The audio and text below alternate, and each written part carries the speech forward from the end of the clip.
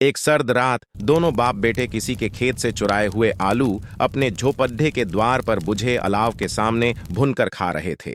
उधर झोपड्डे के अंदर गर्भवती बुधिया पीढ़ा से तड़प रही थी। मालूम होता है कि बचेगी नहीं, जा देख तो आ। मरना ही है तो जल्दी मर क्यों नहीं जाती? देखकर क्या करूं? तू बहुत बेदर्द है। साल भर जिसके साथ सुख चैन से रहा, उसी के साथ इतनी बेवफाई। मुझसे उसका तड़पना और हाथ पांव पटकना नहीं देखा जाता। जाकर देख तो क्या दशा है उसकी। माधव को भय था कि वह कोठरी में गया तो घीसू आलूओं का बड्ढा भाग साफ कर देगा। दोनों जल्दी जल्दी आलूओं को आग से उठाकर खाने लगे और वहीं अलाव के सामने अपनी धोतियां ओढ़ कर सो गए। सवेरे माधव ने कोठरी में जाकर देखा तो बुधिया मरी हुई थी। माधव भागा हुआ घीसू के पास गया और दोनों जोर जोर से रोने लगे। उनका रोना धोना सुन पड़ोसी उन्हें समझाने लगे।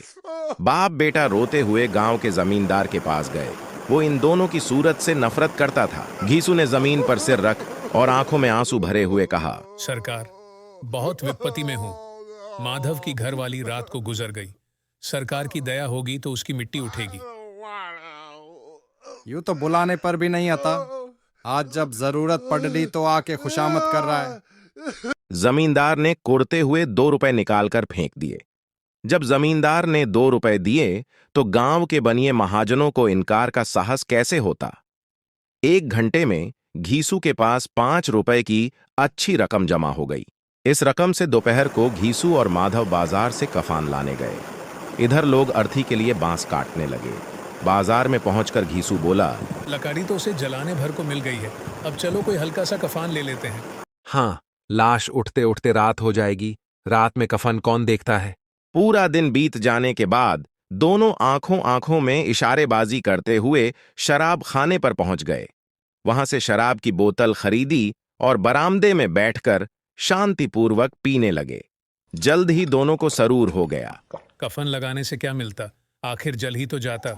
लेकिन लोगों को क्या जवाब देंगे? कह देंगे कि रुपए गुम गए, बहुत ढूंढा पर मिले नहीं।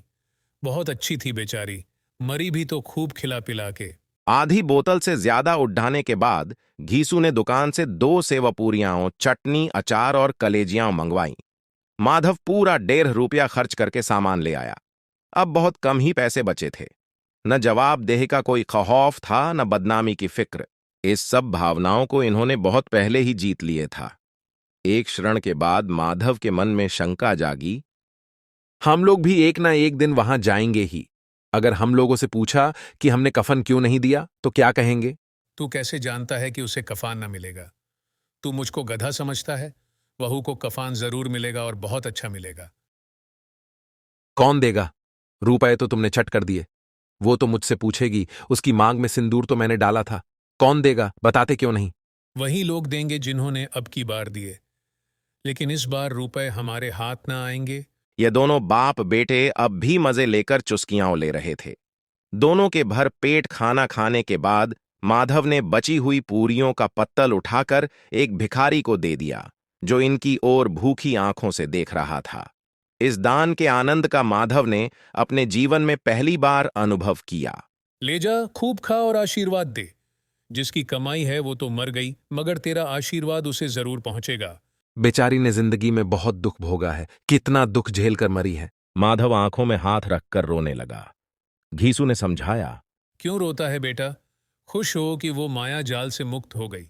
बहुत भाग्यवान थी जो इतनी जल्दी मोह माया के बंधन से दूर हो गई। ये दोनों नशे में मदमस्त होकर वहीं गिर गए। और उधर गांव में बेचारी बुधिया की लाश का अंतिम संस्कार गांव वालों ने जैसे तैसे कर दिया।